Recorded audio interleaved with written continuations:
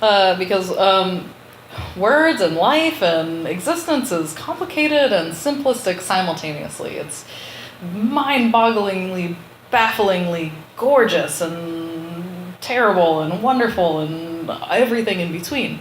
And isn't that the crux of it? Isn't that the whole point? if the purpose to what I think it might be is existence, like you did that song earlier, like, well, it's more than just existing; it's living. But existing, I think, is what we're here to do. Like, living is the point, Life is the point of life. To enjoy it the best that we can, and to share it with each other, and to put it into words or music or art, and to share that experience. It's like every man is an island, but the waters connect us all. And if we didn't have, and they're all connected underground or under the ocean anyway. So it's, we're really a part of a larger whole. And so, yes, we can only take care of our individual part. The only, person that we owe anything to evolve or to grow or to embrace change is ourselves.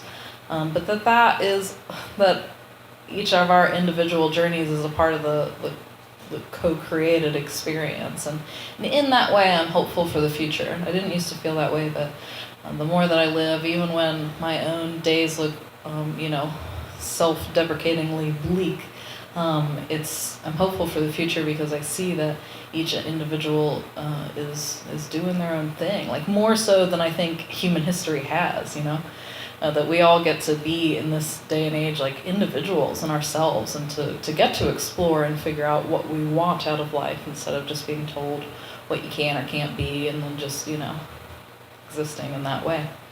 So I don't know, it's sometimes I get overwhelmed, but I find that I'm getting better at getting overwhelmed because it's about more enjoyable things than I used to.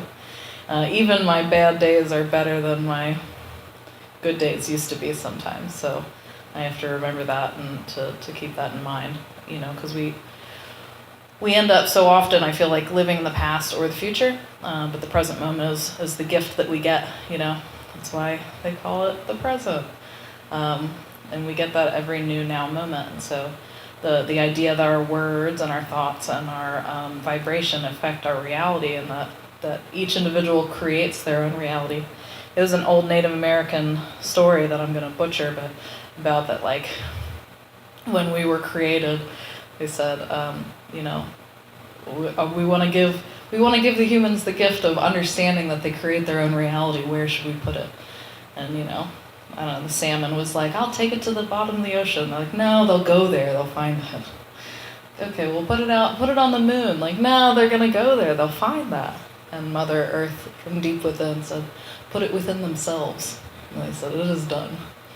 I think that's like the final frontier, like the psychonauts of the 60s knew it, but the internal space that we each exist within, like carry around with us, is really the place where we should be exploring more, and which I am, and I hope that each of you do in your own way. And that's, it's not always like that poem says, it's not always the pretty picture of what that looks like, but it's raw and authentic, and I think it's worth exploring, more than we keep reaching out to the stars, and I wish we would reach more down, root into the earth and then look within our own hearts. And I see that transformation affecting people, by just being ourselves. We are most apt to be able to, being the true authentic versions of each of our individualness. I think that is somehow going to be what saves the world. I've been working for a year and a half on the idea of acceptance. And I'm still every day kind of finding new nuances of what that really means. But the first time it ever came to me, and I even realized it was a thing, it came up as all of a sudden just the overwhelming intuition of that I needed to accept the way the world is without trying to change it. Which was paradoxical to me because I've always wanted to change the world, and I think a lot of us want to but every day more and more I'm understanding that to accept the way the world is without trying to change it to accept ourselves the way that we are without trying to change us, accept each other the way that we are, because in the present and in the now and who we are is all as it's supposed to be, or it wouldn't. And that's enough, and we're enough. And our striving and our doing and our existing is more than enough.